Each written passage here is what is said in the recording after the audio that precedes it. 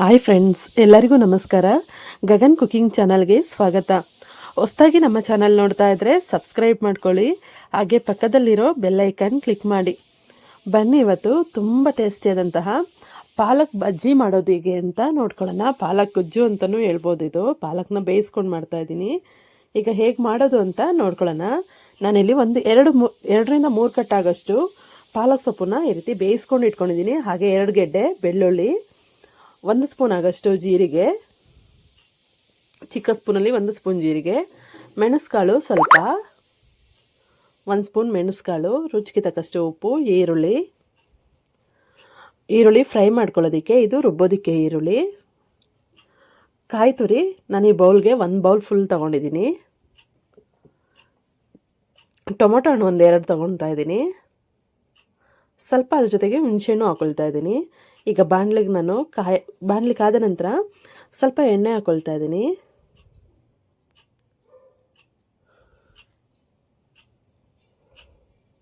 ಎಣ್ಣೆಗೆ ನಾನಿಲ್ಲಿ ಮೆಣಸುಕಾಳು ಹಾಕ್ಕೊಳ್ತಾ ಇದ್ದೀನಿ.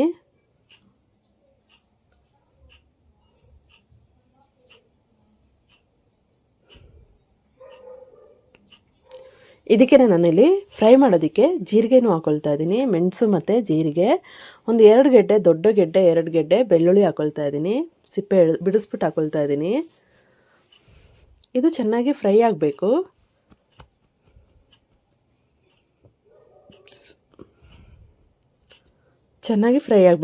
ಬೆಳ್ಳುಳ್ಳಿ ಸ್ವಲ್ಪ ಕೆಂಪಗಾಗೋವರೆಗೂ ಫ್ರೈ ಆಗಬೇಕು.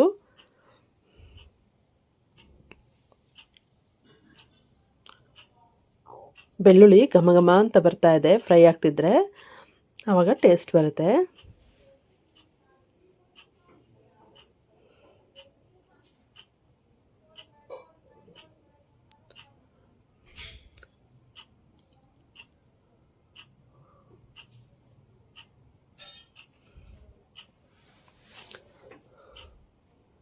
ಈಗ ನೋಡಿ, ಬೆಳ್ಳುಳ್ಳಿ ಚೆನ್ನಾಗಿ ಫ್ರೈ ಆಗ್ತಾ ಇದೆ. 2ರಿಂದ 3 ನಿಮಿಷ ಆದರೂ ಚೆನ್ನಾಗಿ ಫ್ರೈ ಆಗಬೇಕು. ಈಗ ಬೆಳ್ಳುಳ್ಳಿ ಎಲ್ಲ ಕೆಂಪಗಾಗೋವರೆಗೂ ಫ್ರೈ ಆಗ್ತಾ ಇದೆ. ಆವಾಗ ರುಬ್ಬೋದಕ್ಕೆ ನಾನಿಲ್ಲಿ 2 ಈರುಳ್ಳಿನ ತಗೊಂಡು ರುಬ್ಬೋದಕ್ಕೆ ಹಾಕ್ಕೊಳ್ತಾ ಇದ್ದೀನಿ. ಫ್ರೈ ಮಾಡ್ಕೊಳ್ಬೇಕು ಇದನ್ನು ಚೆನ್ನಾಗಿ.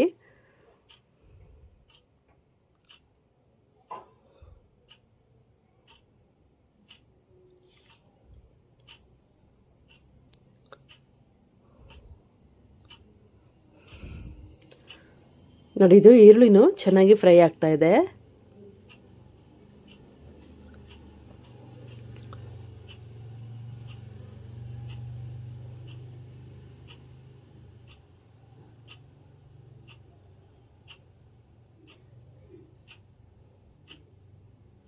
ನೋಡಿ, ಈ ರೀತಿ ಚೆನ್ನಾಗಿ ಫ್ರೈ ಮಾಡ್ಕೊಳ್ಬೇಕು. 2ರಿಂದ 3 ನಿಮಿಷ ಆದರೂ ಚೆನ್ನಾಗಿ ಫ್ರೈ ಮಾಡ್ಕೊಳ್ಬೇಕು.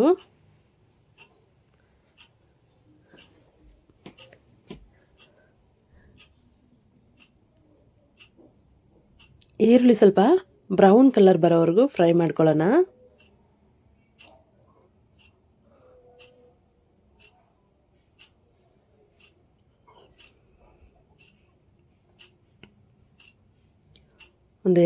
ಎರಡು ಸೆಕೆಂಡ್ ಆದರೂ ಲೋ ಫ್ಲೇಮ್ನಲ್ಲಿ ಇಟ್ಬಿಟ್ಟು ಫ್ರೈ ಮಾಡ್ಕೊಳ್ಳೋಣ.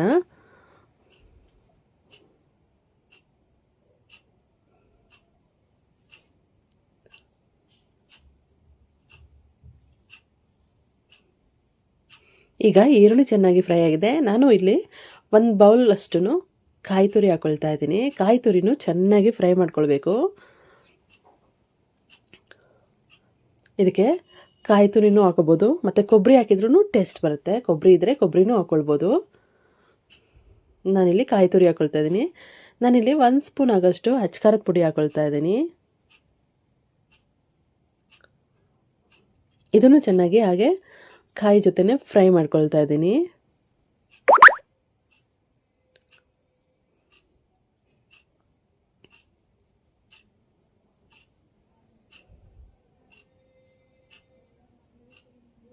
ಇದೆಲ್ಲ ಫ್ರೈ ಆಗಿದ್ಮೇಲೆಯಿಂದ ನಾನಿಲ್ಲಿ ಇದನ್ನೆಲ್ಲ ಒಂದು ಬಾಣಲೆಯಿಂದ ಸಪ್ರೇಟ್ ತೆಗೆದಿಟ್ಕೊಂಡು ಸ್ವಲ್ಪ ಆರೋದಕ್ಕೆ ಬಿಡ್ತಾ ಇದ್ದೀನಿ. ತಣ್ಣಗಾಗಿದ್ಮೇಲೆ ರುಬ್ಕೊಳ್ಳೋಣ.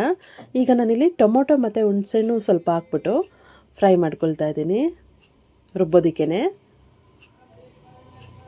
ಟೊಮೊಟೊ ಹಣ್ಣು 4 ಹಾಕ್ಕೊಳ್ಳಿ. ಸ್ವಲ್ಪ ಹುಣಸೆಹಣ್ಣು ಹಾಕೊಳ್ಳೋದ್ರಿಂದ ಟೇಸ್ಟ್ ಬರುತ್ತೆ. ಒಂದು ಚಿಕ್ಕ ಗೋಲಿ ಗಾತ್ರದಷ್ಟು ಹುಣಸೆಹಣ್ಣು ಹಾಕ್ಕೊಂಡು ರುಬ್ಕೊಳ್ತಾ ಇದ್ದೀನಿ. ಈಗ ಇದೆಲ್ಲ ನೈಸಾಗಿ ರುಬ್ಕೊಳ್ಳೋಣ. ಈಗ ರುಬ್ಬಿದ ಮಸಾಲೆ ಎಲ್ಲ ನಾನಿಲ್ಲಿ ಒಂದು ಪಾತ್ರೆ ಇಟ್ಬಿಟ್ಟು ಪಾತ್ರೆನ ಸ್ಟವ್ ಹಚ್ಬಿಟ್ಟು ಕಾಯಿಸೋಕೆ ಇಟ್ಕೊಳ್ತಾ ಇದ್ದೀನಿ. ಪಾತ್ರೆ ಕಾದ್ಮೇಲಿಂದ ನಾನಿಲ್ಲಿ ಸುಮಾರು ಒಂದು 25 ಗ್ರಾಮ್ ಆಗೋಷ್ಟು ಎಣ್ಣೆನ ಹಾಕ್ಕೊಳ್ತಾ ಇದ್ದೀನಿ. ಒಂದು 2ರಿಂದ 3 ಸ್ಪೂನು ಎಣ್ಣೆ ಹಾಕ್ಕೊಳ್ತಾ ಇದ್ದೀನಿ.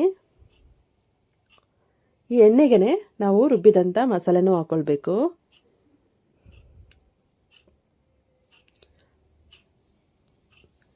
ಕಾಯಿ ಒಣಮೆಣಸಿನ್ಕಾಯಿ ಎಲ್ಲ ಇತ್ತಲ್ಲ, ಅದೆಲ್ಲ ಹುರಿದಿರೋಂಥದ್ದು ಎಲ್ಲನೂ ನಾನು ರುಬ್ಕೊಳ್ತಾ ಇದ್ದೀನಿ. ಚೆನ್ನಾಗಿ ನುಣ್ಣಗೆ ರುಬ್ಕೊಳ್ತಾ ಇದ್ದೀನಿ. ಅದ್ರ ಜೊತೆಗೆ ಟೊಮೊಟೊ ಹಣ್ಣು ಫ್ರೈ ಮಾಡ್ಕೊಂಡಿದ್ದೆ, ಅದು ಮತ್ತು ಸ್ವಲ್ಪ ಹುಣಸೆಹಣ್ಣು, ಒಂದು ಗೋಲಿ ಗಾತ್ರದಷ್ಟು ಹುಣಸೆಹಣ್ಣು, ಅರಿಶಿನ ಪುಡಿ ಹಾಕ್ಬಿಟ್ಟು ಇದನ್ನು ಸಪ್ರೇಟಾಗಿ ರುಬ್ಕೊಳ್ತಾ ಇದ್ದೀನಿ. ರುಬ್ಕೊಂಡು ಇದ್ರ ಜೊತೆಗೇ ಹಾಕ್ಕೊಳ್ಬೇಕು. ಕಾಯಿ ಎಲ್ಲ ರುಬ್ಬಿದ್ವಲ್ಲ ಅದ್ರ ಜೊತೆಗೇ ಟೊಮೊಟೊ ಹಣ್ಣು ಇದನ್ನೆಲ್ಲ ರುಬ್ಕೊಂಡು ಹಾಕ್ಕೊಳ್ಬೇಕು. ಈಗ ಇದಕ್ಕೆ ನಾನು ಜಾರ್ ತೊಳೆದ್ಬಿಟ್ಟು ಸ್ವಲ್ಪ ನೀರನ್ನು ಸೇರಿಸ್ತಾ ಇದ್ದೀನಿ. ನಾನೀಗ ಇದೇ ಜಾರ್ಗೆ ಪಾಲಕ್ ಸೊಪ್ಪು ಒಂದು 3ರಿಂದ 4 ಕಟ್ಟಾಗೋಷ್ಟು ಪಾಲಕ್ ಸೊಪ್ಪನ್ನ ಬೇಯಿಸಿ ಇಟ್ಕೊಂಡಿದ್ದೆ. ಸ್ವಲ್ಪ ಅರಿಶಿನ ಪುಡಿ ಉಪ್ಪು ಹಾಕ್ಬಿಟ್ಟು ಪಾಲಕ್ ಸೊಪ್ಪನ್ನ ಬೇಯಿಸಿ ಇಟ್ಕೊಂಡಿದ್ದೆ. ಅದನ್ನು ಈಗ ನಾನು ರುಬ್ಬಿಟ್ಟು ಈ ಮಸಾಲೆ ಜೊತೆಗೇ ಹಾಕ್ಕೊಳ್ತಾ ಇದ್ದೀನಿ.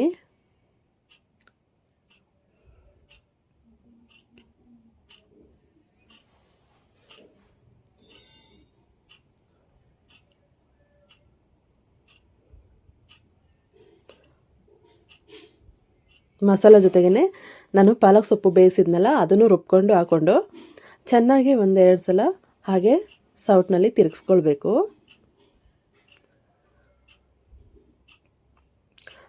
ಇದಕ್ಕೆ ನಾನಿಲ್ಲಿ ಎಣ್ಣೆ ಜೊತೆಗೆ ಸ್ವಲ್ಪ ತುಪ್ಪನೂ ಸೇರಿಸೋದ್ರಿಂದ ಇದು ಟೇಸ್ಟ್ ಚೆನ್ನಾಗಿ ಬರುತ್ತೆ. ನಾನಿಲ್ಲಿ 1 ಸ್ಪೂನ್ ಆಗೋಷ್ಟು ತುಪ್ಪನ ಹಾಕ್ಕೊಳ್ತಾ ಇದ್ದೀನಿ.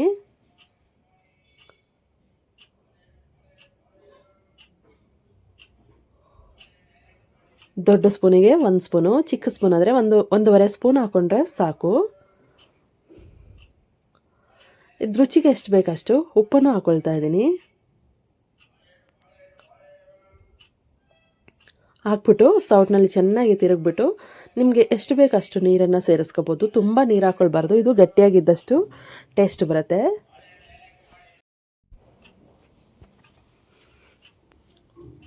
ಉಪ್ಪು ಮತ್ತು ತುಪ್ಪ ಎಲ್ಲ ಹಾಕ್ಕೊಂಡು ಒಂದ್ಸಲ ಸ್ವಲ್ಪ ಎಷ್ಟು ಬೇಕಷ್ಟು ನೀರು ಹಾಕ್ಕೊಂಡು ಸೌಟ್ನಲ್ಲಿ ಚೆನ್ನಾಗಿ ತಿರುಗಿಸ್ಕೊಳ್ಬೇಕು. ಈ ರೀತಿ ತಿರುಗಿಸ್ಕೊಂಡು ಇದನ್ನು ಕುದಿಯೋದಕ್ಕೆ ಬಿಡಬೇಕು. ನೀರು ತುಂಬ ಜಾಸ್ತಿ ಆಗಬಾರ್ದು, ಮೀಡಿಯಮ್ ಆಗಿ ನೀರು ಹಾಕಬೇಕು. ನೋಡಿ, ಇಷ್ಟು ನೀರು ಹಾಕಿದರೆ ಸಾಕು. ಇದು ಚೆನ್ನಾಗಿ 2ರಿಂದ 3 ನಿಮಿಷ ಆದರೂ ಚೆನ್ನಾಗಿ ಕುದಿ ಬರಬೇಕಿದು. ಕುದಿ ಬಂತು ಅಂದರೆ ಪಾಲಕ್ ಸೊಪ್ಪಿನ ಬಜ್ಜಿ ರೆಡಿ ಆಗುತ್ತೆ. ತುಂಬ ಟೇಸ್ಟಿಯಾಗಿರುತ್ತೆ. ಇದು ಬಿಸಿ ಅನ್ನಕ್ಕೆಲ್ಲ ಸೂಪರ್ ಕಾಂಬಿನೇಷನ್. ಫ್ರೆಂಡ್ಸ್, ಈ ರೆಸಿಪಿ ನಿಮಗೆ ಇಷ್ಟ ಆಯ್ತಂದರೆ ಪ್ಲೀಸ್ ಕಮೆಂಟ್ ಮಾಡಿ, ಲೈಕ್ ಕೊಟ್ಟು ಶೇರ್ ಮಾಡಿ. ಹಾಗೆ ಗಗನ್ ಕುಕಿಂಗ್ ಚಾನಲ್ಗೆ ಸಬ್ಸ್ಕ್ರೈಬ್ ಮಾಡ್ಕೊಳ್ಳಿ. ಹಾಗೆ ಯಾರೆಲ್ಲ ನನ್ನ ಚಾನಲ್ ಹೊಸದಾಗಿ ನೋಡ್ತಿದ್ದೀರಾ, ಸಬ್ಸ್ಕ್ರೈಬ್ ಮಾಡ್ಕೊಂಡಿಲ್ಲ ಅಂದರೆ ಸಬ್ಸ್ಕ್ರೈಬ್ ಮಾಡ್ಕೊಳ್ಳಿ. ಹಾಗೆ ನಿಮ್ಮ ಫ್ರೆಂಡ್ಸ್ ಆ್ಯಂಡ್ ಫ್ಯಾಮಿಲಿಗೆಲ್ಲ ಶೇರ್ ಮಾಡಿ. Thank you friends.